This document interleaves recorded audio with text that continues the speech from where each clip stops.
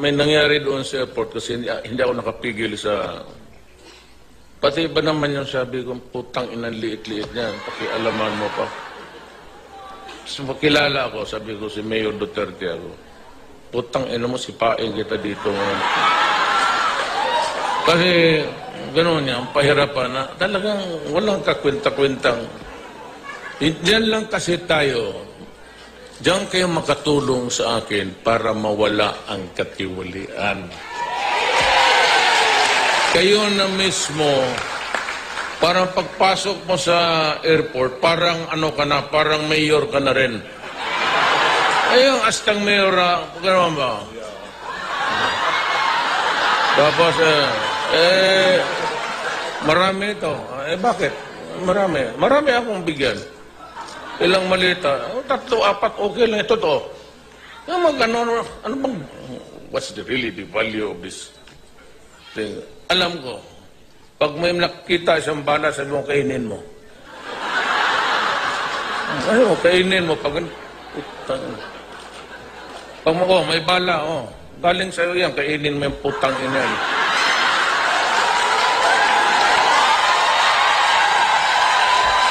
Pag hindi mo kainin kita buhay dito, just be assertive, tapos kung sa publiko ka, create a scene.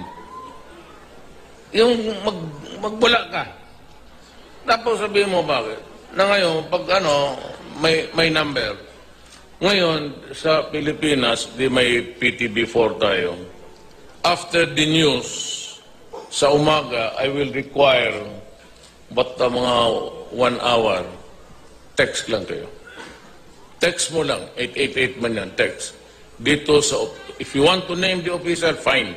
Sabi mo, ito si Alejandro Martinez, empleyado dito, hiningian ako ng ganon. Lalabas yan sa screen. So, the people of the Philippines would know anong ginagawa nitong ulol na to. Lahat yan, police, military, custom, lahat. Ngayon, in fairness and in obedience to the rule of the right to be heard, bigyan ko siyang panahon. Sagutin rin niya doon sa text. Limited to few sentences. Hindi po totoo yan. Ganun. Ngayon kasi wala naman tao magwala ng pera na lang kung ang nire-report mo inano mo kasi walang sustento sa iyo. Gano'n yung mga ulol na yan eh. Yan ang ayaw ko dyan. Mag-iwan ng asawa tapos ano to? Galit. Ako ang iniwan, ako pa ang susustento. Baliktad. Itong mga unggoy na to, iniiwan yung asawa, sumasama sa bata, ayaw pa magsustinto.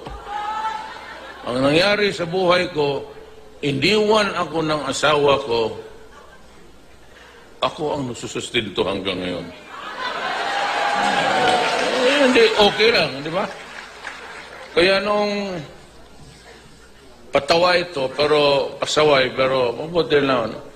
Nung nag-oath ako, President, Pilipinas, asawa kong number 1 nandito, yung number 2 nandito.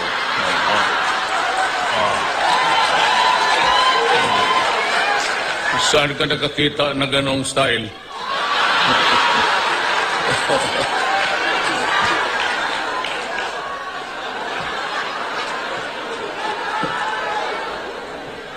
You know, there are things which you cannot avoid in life. But you have to be fair. Yan ang ginagawa ko sa lahat ng bagay sa gobyerno. Just be fair to your fellow men. Ngayon, kung hindi mo talaga kaya yung sweldo mo, maliit naman talaga ang sweldo mo. Kaya sabi ko, ako po yung nagsisikap that we will earn more so that by the time, ito ang pangako ko at sana naman sa Diyos sa inyo, na ang pagtrabaho niyo sa labas hanggang dyan na lang. Next generation, Pilipinas na. So, we will do away with so many things, corruption, then drugs. Alam mo, mayor po ako, at nung mayor ako sa Davao, alam ko ang problema ng droga. Kaya pa noon, binibira na ako ng human rights.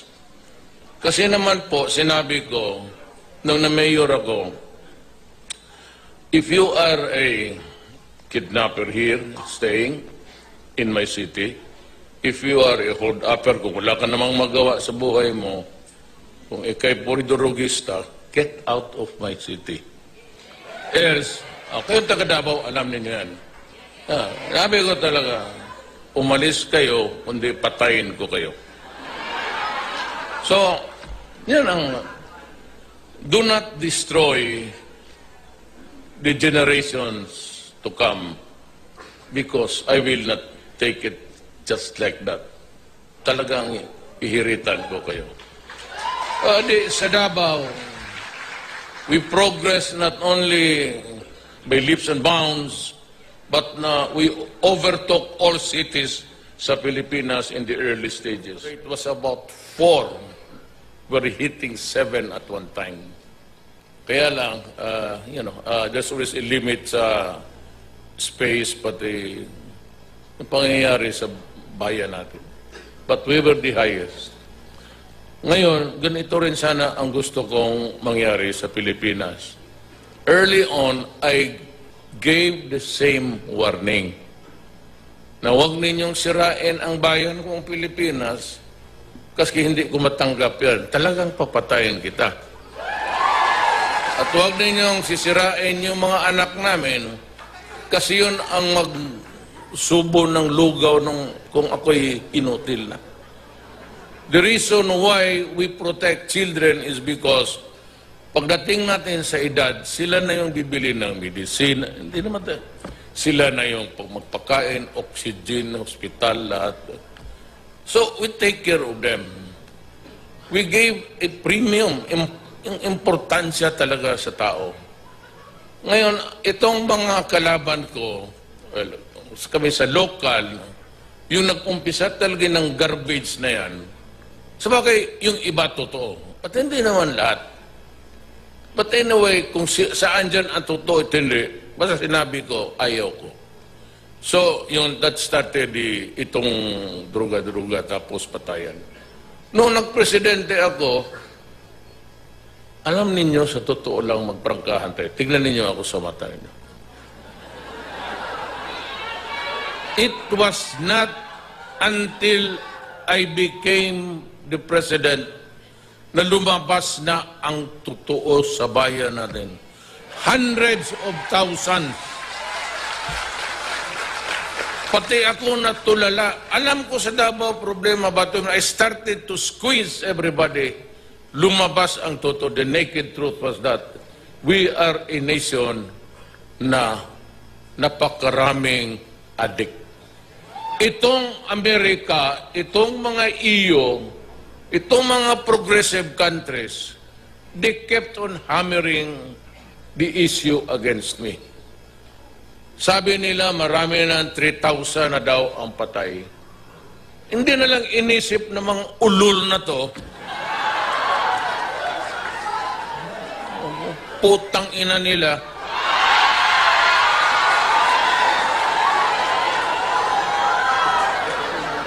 nila alam 3 million, that was the figure that was given by General Santiago when he was a PDEA chief 3 years ago. Pag umpisa ko ng presidente, hindi ko sinali yung akin. Because every day may nagsasurrender pa. And I am very sure that by the end of the year, I would have reached the million mark. 700, 800, 800 something na tayo. So kung idagdag ko yan lahat, that's about 4 million drug addicts in my country spread around the entire Republic of the Philippines. At ito ang dapat isipin ninyo. And I don't know about, sabi ko sa military pati police, gusto ninyo kayo, bukang hindi ko kaya. Ganito yan. halos lahat ng mga barangay captains sa negosyo. Madali ang negosyo. Madali ang pera eh. Police. Wala masyado sa military. Few. Police, barangay captain, mayors and governors, judges. We are already into the narco politics. Kasi yung mga barangay captains are elected. Mga kagawad, councilors, mayor, governors. Kaya ako hindi pumayag ng election, sinabi ko kay Speaker Alvarez. Nandito po si Speaker, pakipakilala ko. Ayan. Huwag ka lang magalit. Siya pati ako pareho. Dalawa ang...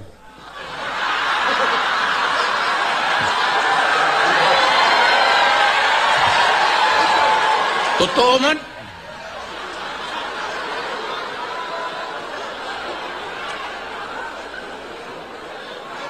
What am I supposed to do with 4 million? 3 mil lang ang namamatay. Tapos yung garbage, you were around during the campaign. It was never an issue against me about drugs. It was not until after I was hitting the rating na dumikit na ako doon sa 32, 33, 34, tapos 27. Doon, last minute na basura, na ako raw may deposito sa bangko, may deposito akong bilyon, ba't pa harap kayo dito? Wala na, doon ako sa ibang papasyal-pasyal. So, lumabas yung issue. But, yun yung binusura na sa akin. Ngayon, pinatuloy nila. Tawag ng yellow fever.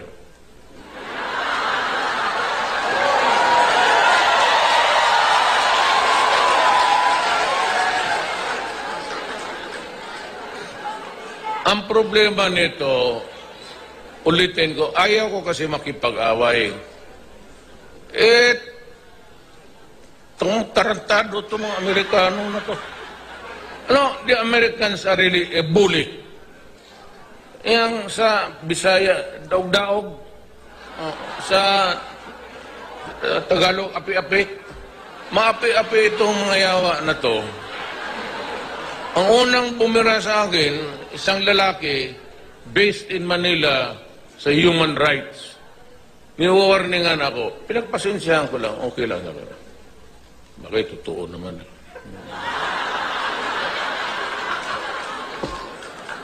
Tapos, binibira ako ng State Department. Then there's this lady sa office of the President, then Obama. Alam mo, nung mayor ako, binibira na nila ako. But that was different because mayor lang ako. Ngayon, kung gano'n lang ang tingin nila sa akin, if that is how insignificant my existence in this planet is to them, okay lang. Kasi mayor lang ako. Kung naging presidente ako, I carried the burden of sovereignty. So kung talagang mapapahiya ang Pilipino sa labas, sabihin pinatay pala niya, killer pala yung presidente.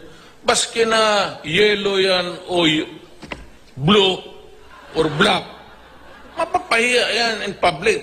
Mas lalong magalit nga tuloy sa akin. But then, it will put everybody in a very awkward position outside. Dito sa Pilipinas, sige, bakbakan tayo, politika. Alam kayo mga taga, alam niyo basura lahat yan. Okay lang. But to chastise me, to reprimand me, tapos takutin ako, dito ako pumutok, kaya ako nagpuputang ina. Alam niyo bakit? Alam niyo kung bakit? Alam niyo kung bakit? Binabastos kasi tayo. Pag sabi na, human rights, like to remind the president that if there's found out there's a violation, he can be tatakutin pa akong ipakulong. Putang ina, kulong.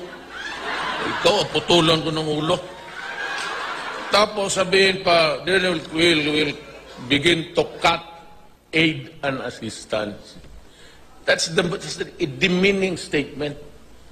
Ano, para akong aso na unleash, na magtapon sila ng pan dyan, pipigilan ng aso. Ako naman, tahol ng tahol, hindi maabot yung... Yun ang gusto ng mga...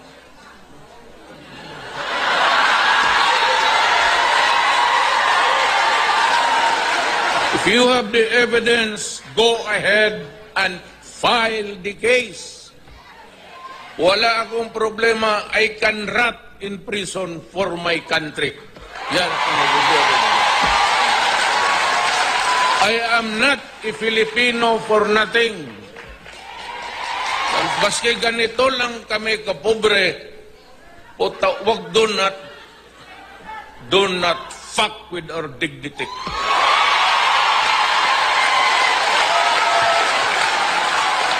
Sabi nila, si Duterte is not a statesman. He behaves like a hoodlum. Tama ka. Ulol ka pala eh. Ngayon mo lang nalaman?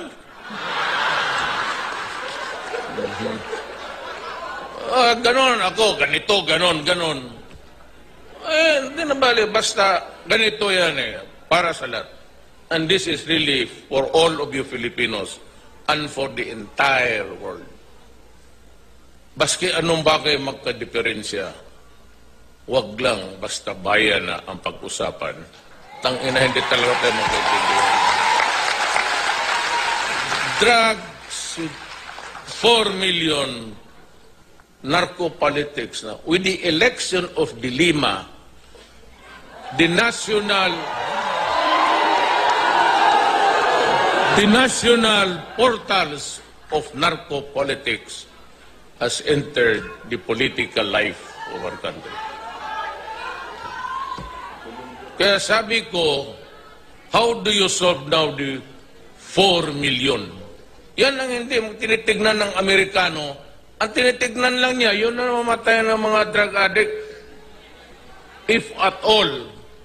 Ang iba doon, talagang sinalvage. Ewan ko kung sino.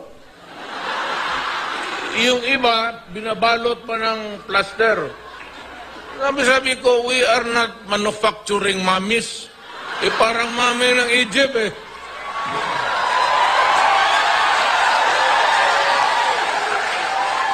Sabi ko, if you really want to stop the guy, just shoot him with one bullet in the head. That's it. Bakit man tayo magbalot-balot ba dyan? Ano ito, suman?